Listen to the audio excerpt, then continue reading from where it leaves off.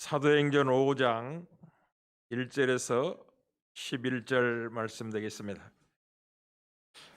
아나니아라는 사람이 그의 아내 삽비라와 더불어 소유를 팔아 그 값에서 얼마를 감춤해 그 아내도 알더라. 얼마만 가져다가 사도들의 발 앞에 두니 베드로가 이르되 아나니아야 어찌하여 사단이 내 마음에 가득하여 내가 성령을 속이고 땅값 얼마를 감추었느냐. 땅이 그대로 있을 때에는 내 땅이 아니며 판 후에도 내 마음대로 할 수가 없더냐. 어찌하여 이 일을 내 마음에 두었느냐. 사람에게 거짓말한 것이 아니요 하나님께로다. 아나니아가 이 말을 듣고 엎드러져 혼이 떠나니 이 일을 듣는 사람이 다 크게 두려워하더라. 젊은 사람들이 일어나 시신을 싸서 메고 나가 장사하니라. 3시간쯤 지나 그의 아내가 그 일어난 일을 알지 못하고 들어오니 베드로가 이르되 그 땅 판값이 이것뿐이냐 내게 말하라 하니 이르되 예 이것뿐이라 하더라. 베드로가 이르되 너희가 어찌 함께 꾀하여 주의 영을 시험하려 하느냐. 보라 네 남편을 장사하고 오는 사람들의 발이 문 앞에 이르렀으니 또 너를 메어 내가리라 하니 곧 그가 베드로의 발 앞에 엎드러져 혼이 떠나는지라. 젊은 사람들이 들어와 죽은 것을 보고 메어다가 그의 남편 곁에 장사하니 온 교회와 이 일을 듣는 사람들이 다 크게 두려워하니라. 본문은 아직 은과 금이 아니라 나사렛 예수 그리스도의 이름으로 나면서부터 못 걷게 된 40여세나 된 사람을 일으켜 세운 사건을 배경으로 하고 있고, 아직 그 논쟁이 끝나지 않은 과정에서 들어온 사건을 다루고 있습니다. 안전벨기를 고친 사건이 미치는 여파는 5장 42절에 가서야 끝날 것입니다. 본문은 그 과정에서 갑자기 등장하고 있는 것 같으나 실상은 매우 중요하고 엄중한 사건을 다루고 있습니다. 이 의미를 오늘 살펴보고 복음 안에서 변화된 복된 인생들의 영광의 크기를 확인하면서 감사하며 하나님께 기도하고자 합니다. 오순절에 이 약속된 성령의 강림으로 시작한 초대교회는 성령의 충만함을 입었고, 초대교회 성도들은 재물의 지배적인 속성에서 벗어나 기쁨으로 주를 섬기면서 사랑으로 성도들 상호간에 유무상통의 교제를 누리고 있었습니다. 이것이 예수 그리스도의 복음의 능력을 실제로 누리는 것이었고, 성령 충만한 성도들의 실제적인 삶이었습니다. 이미 사도행전 2장에도 같은 의미를 갖는 본문을 한번 다루었는데, 오늘 4장 마지막에도 사도행전이 한 번 더 다루고 있죠. 4장 32절부터 35절까지 이렇게 증언합니다. 믿는 무리가 한 마음과 한 뜻이 되어 모든 물건을 서로 통용하고 자기 재물을 조금이라도 자기 것이라 하는 이가 하나도 없더라. 사도들이 큰 권능으로 주 예수의 부활을 증언하니 우리가 큰 은혜를 받아 그 중에 가난한 사람이 없으니 이는 밭과 집 있는 자는 팔아 그 판 것의 값을 가져다가 사도들의 발 앞에 두매 그들이 각 사람 필요를 따라 나누어 줌이라 라고 증언합니다. 참 놀랍죠. 자본주의 시대를 살고 있는 요즘의 성도들은 과연 이게 가능할까라고 한 번쯤은 고민해 보기도 하는 본문 아니겠습니까? 하나님의 사람 사도 바울은 믿음의 아들 디모데에게 복음의 영광스러움을 디모데전서 1장 12절에는 복되신 하나님의 영광의 복음이라고 증언하고, 그 복되신 하나님의 영광의 복음이 가져온 바른 교훈의 목적이 무엇인지를 1장 5절에서 다룹니다. 사도 바울은 믿음의 아들 디모데에게 이렇게 알렸습니다. 바른 교훈, 복되신 하나님의 영광의 복음 안에서 누리게 된 바른 교훈의 핵심은 어디에 있느냐면, 이 교훈의 목적은 청결한 마음과 선한 양심과 거짓이 없는 믿음에서 나오는 사랑이거늘 이라고 증언하므로, 복음의 영광스러움은, 복되신 하나님의 영광의 복음은 사랑으로 가게 돼 있다라고 분명하게 증언합니다. 초대교회 성도들의 유무상통한 삶의 배후에는 이 복음의 목적인 청결한 마음과 선한 양심과 거짓이 없는 믿음에서 나오는 사랑에서 나온 삶의 내용을 다루고 있는 것입니다. 이와 대조하여 오늘 아나니아와 그의 아내 삽비라 사건은 이 복음의 영광을 가리는 아주 중대한 사건이었습니다. 성령 충만했던 대표적인 한 사람의 예를 듭니다. 구브로에서 난 레이족 사람이 있었으니 그의 이름은 요셉이라고 하고 사도들의 그의 이름을 바나바라고 바꿔줬다는 거죠. 번역하면 이로의 아들이라고 하는 바나바란 성령 충만한 인물을 소개하고 있습니다. 그가 밭이 있었는데 팔아서 그 값을 가져다가 사도들의 발 앞에 두었다라는 것을 배경으로 하고 이 아나니아 삽비라의 사건이 등장을 하는 것입니다.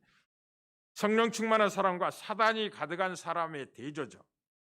바나바는 성령 충만하여 기쁨으로 자기 자신을 먼저 주께 드리고 그 소유를 사도들의 발 앞에 가져다 줌으로 말미암아 사랑이 필요한 성도들의 필요를 좀 공급하고 있었고, 이제 아나니아 삽비라는 그 분위기를 알고 있고 확인하는 중에 있습니다.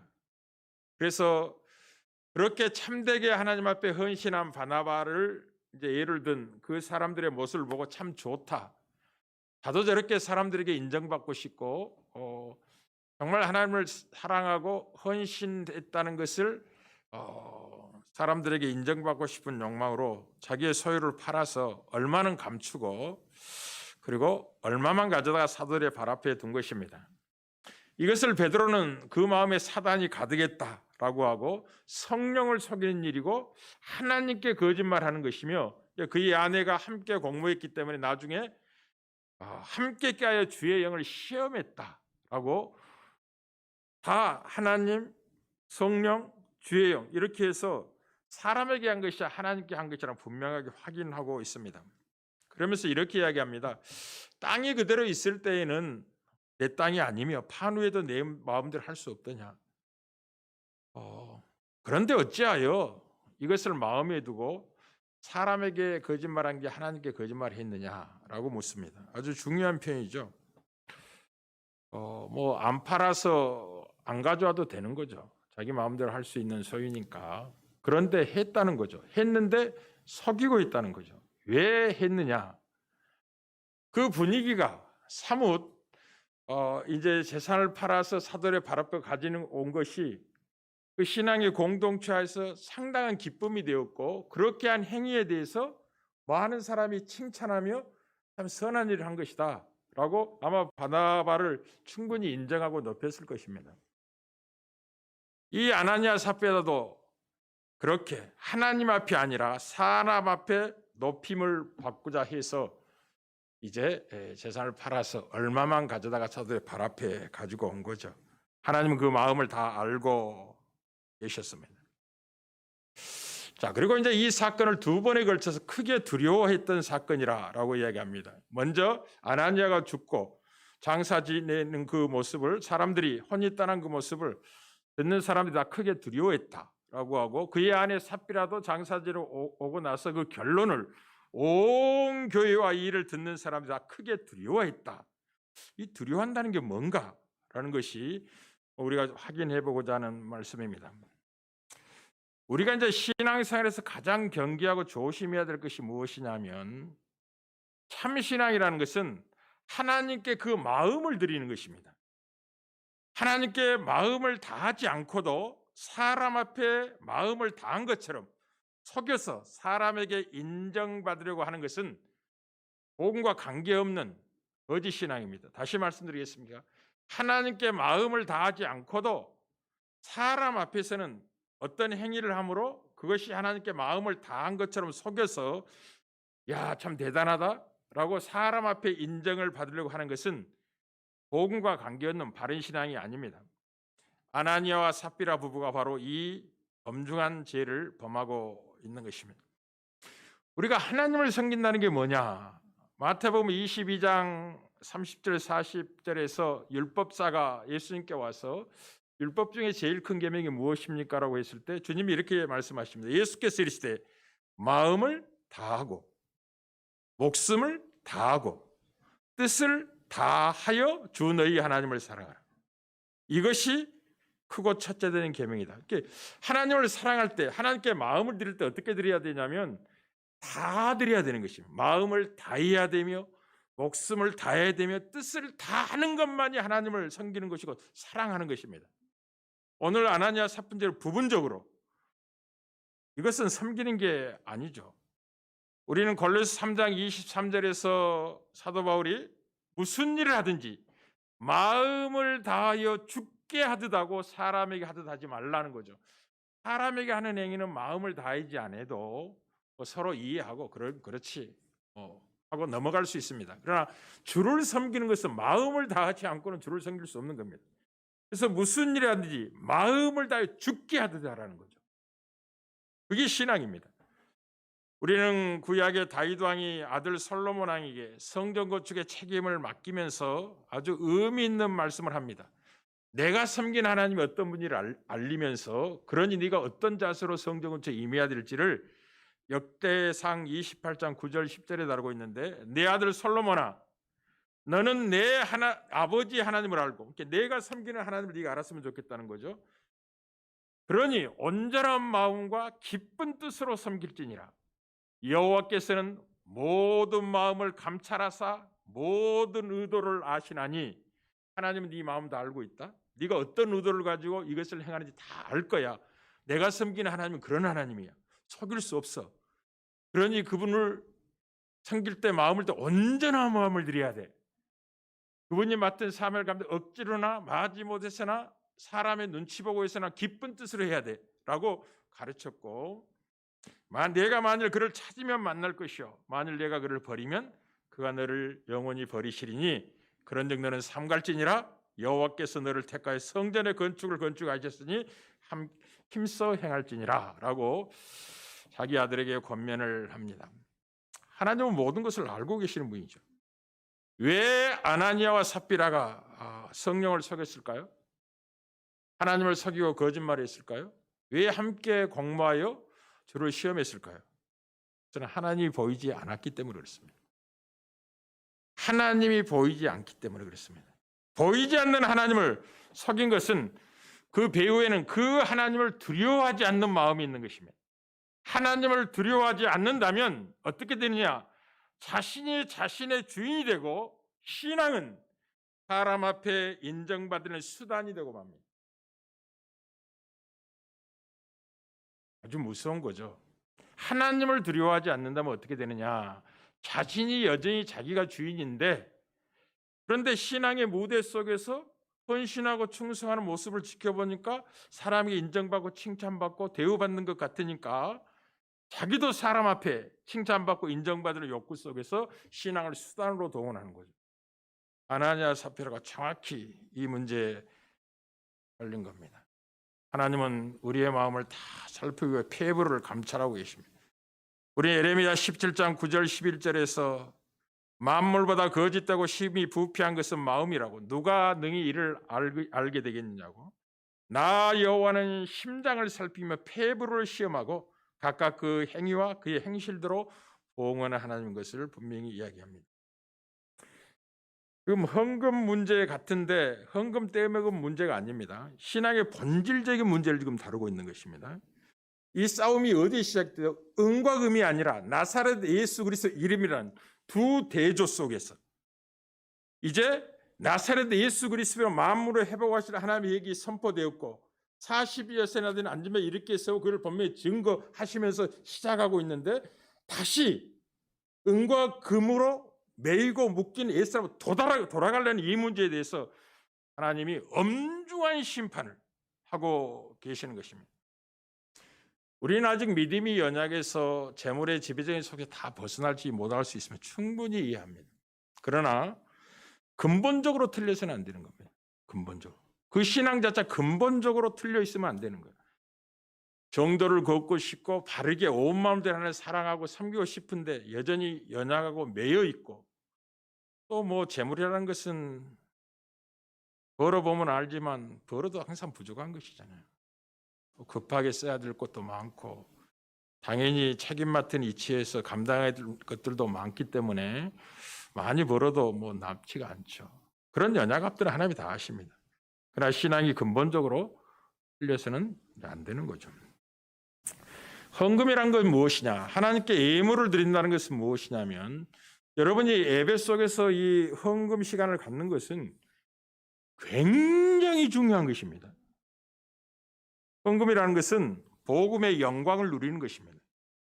그리스도인들이 다시는 재물을 섬기지 않고 하나님만 섬기는 사람이 되었다는 표로서 소중한 예물을 하나님께 드립니다. 매 예배 시간에 예물을 드림으로 이걸 확인할 뿐만 아니라 참되게 예물을 드렸을 때 그에게 찾아온 기쁨이란 건 말로 다할 수 없습니다. 특별히 어려운 데도 불구하고 온 마음 다해 예물을 드리고 나면 자기가 하나님의 은혜를 입고 있다는 사실을 확인하면서 크게 감격하게 됩니다. 이게 참되게 하나님께 예물을 드린 자의 기쁨이에요.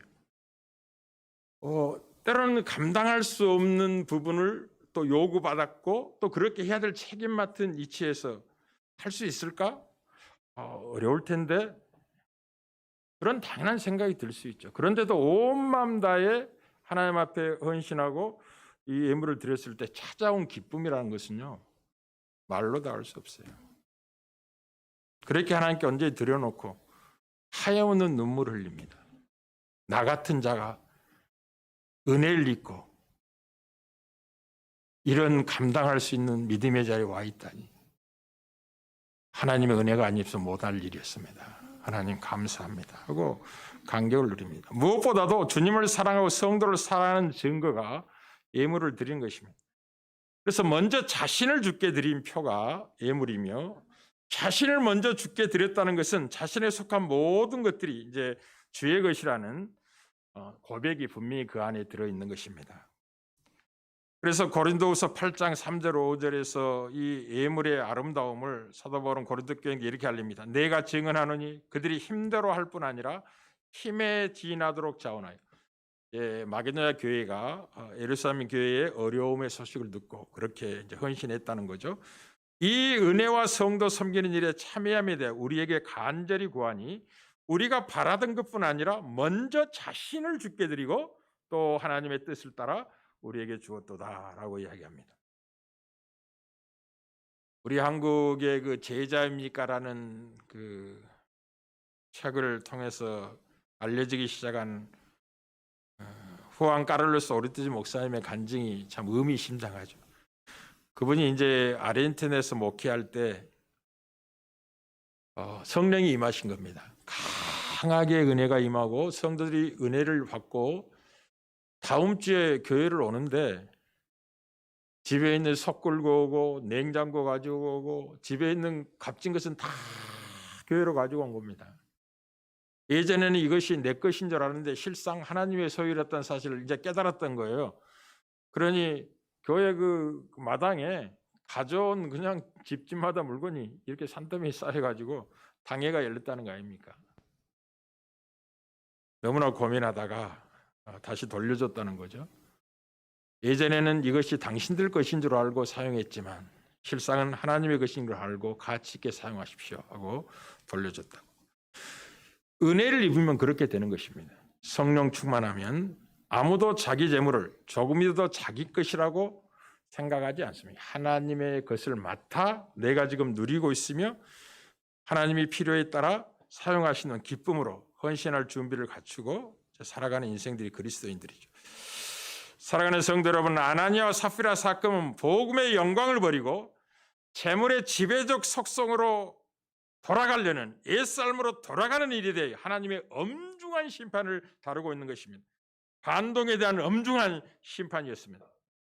이 사건의 본질적인 성격은 구약에서 아주 힘있게 다루고 있는데 그 사건의 내용이 뭐냐면 구약에는 이스라엘 백성들이 끊임없이 애굽으로 돌아가려는 사건과 성질이 같은 것입니다. 이스라엘 백성들이 조금만 힘들고 어려우면 애굽으로 돌아가자고 반역을 일으키고 돌을 들어서 모세를 주고 새로운 지도를 세워서 야 우리 돌아가자 하는 도모를 수없이 하죠. 무엇보다도 이스라엘 백성들이 시내 산 앞에서 금으로 송아지 형상을 만들어 놓고 죄를 범한 사건과도 본질상 그 의미가 같은 것입니다. 보이지 않는 거룩하신 하나님을 보이는 금송아지 형상으로 바꾼 것이죠. 출애굽기 32장 4절에 이렇게 다릅니다. 아론이 그들의 손에서 금고리를 받아 부어서 조각칼로 새겨 송아지 형상을 만드니 그들이 말하되 이스라엘아 이는 너희를 애굽 땅에서 인도해낸 너희의 신이라 하는 줄. 이 사건 때문에 3,000명이 죽임을 당합니다.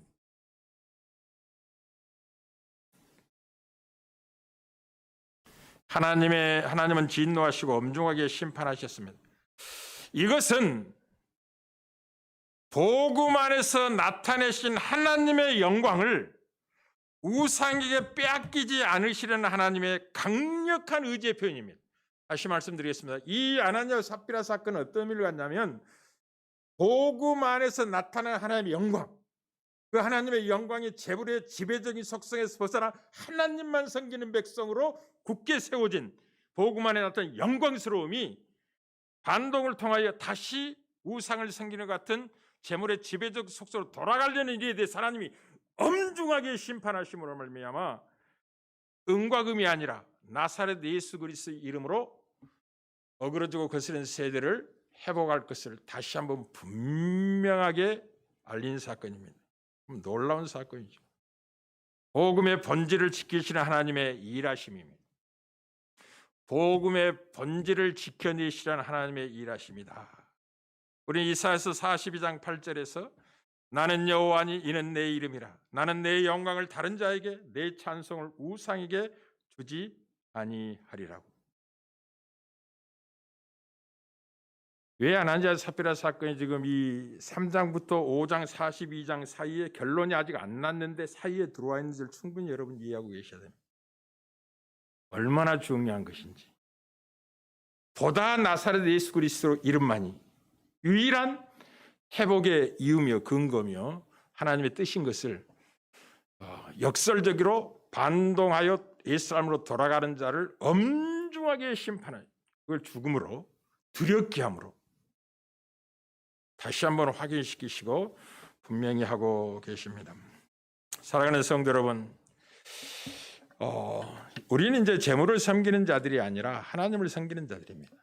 그러나 우리가 세상에 살다 보니까 현실적인 필요는 항상 재물이 있어야 되는 것처럼 보이니까 염려하고 걱정할 수도 있으며 돈을 사랑할 수도 있습니다. 그러나 기억하시길 바랍니다. 강하고 담대하셔야 됩니다. 하나님이 여러분을 돕는 이 힘을 잊지 말아야 됩니다. 그리고 말씀으로 여러분을 인도하는 주의 종들을 생각하고 그들의 종말을 자세히 살펴보고 그들의 믿음을 본받으면서 내가 외로운 길을 가는 게 아니라 영광과 승리의 길을 가고 있는 자들의 인도를 따라가고 있다라는 것을 분명히 확인하시면서 이 재물의 지배적 속성에 벗어나 하나님을 섬기는 하나님만 섬기는 복된 자로 굳게 세움을 받아야 할 것입니다. 이것을 히브리서 13장 5절에서 8절에 다룹니다. 돈을 사랑하지 말고 있는 바를 족한 줄로 알라.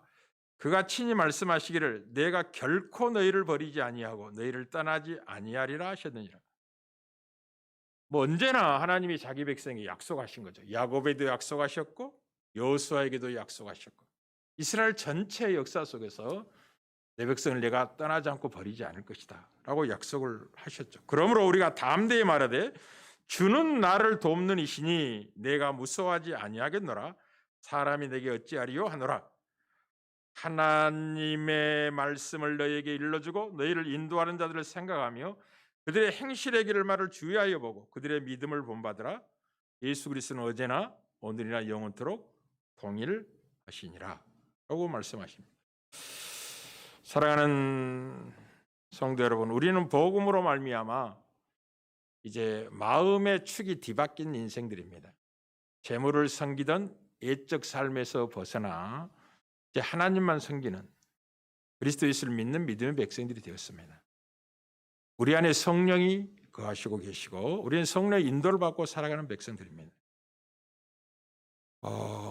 도전하고 유혹하고 시험하는 세력은 온갖 관계로 우리의 걸음을 막고 다른 길로 가도록 우리의 발목을 붙잡지만 강하고 담대하십시오. 아무것도 염려하지 마세요. 우리가 구하기 전에 무엇이 필요한지 그분이 아세요. 정확히 알고 계십니다. 여러분은 하나님의 나라와 그의 의를 먼저 구하도록 구원에 이른 백성들입니다. 그리하면 이방인이 육체를 가지고 살아갈 때 필요를 구하는 것처럼 우리도 당연히 있어야 될 걸 아신 하나님께서 다 예비하시고 누리게 하시는 겁니다. 그러니 예적 삶으로 돌아가고자 하는 헛된 욕망으로부터 자유함을 얻으십시오.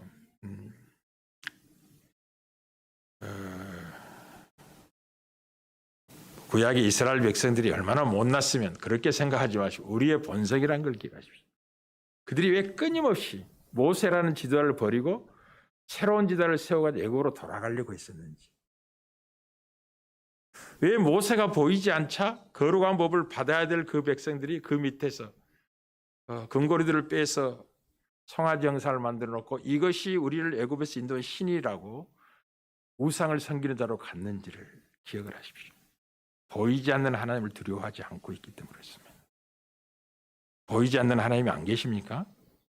계십니다. 신앙의 가장 근본은 하나님을 두려워하는 것입니다. 공포스럽게 두려워한다는 말이 아니에요. 그의 살아계심을 분명히 믿는 것입니다. 그리고 그분을 찾는 자에게 상 주신이심을 믿어야 되는 것입니다. 그분에게 외면받는 것을 세상의 모든 영광을 얻는 것보다 더 큰 아픔과 충격으로 알고 계셔야 됩니다. 온 세상의 영광을 여러분에게 준다 할지라도 다만 그분만 섬기며 경배하겠다는 분명한 신앙의 믿음을 굳건히 해야 됩니다. 코로나19 시대는 보다 분명한 이 신앙을 요구하고 있습니다. 그리고 이 기도는 그 하나님을 찾는 것이죠. 기도한다면 다 이겨내게 될 겁니다. 그러니 가정에 있는 성도들이나 이곳에 있는 제 백성들은 함께 뜻을 모아서 하나님을 기쁘시게 하는 기도요, 또 응답의 기쁨을 누리는 기도의 시간이 되기를 주의 이름으로 축복합니다.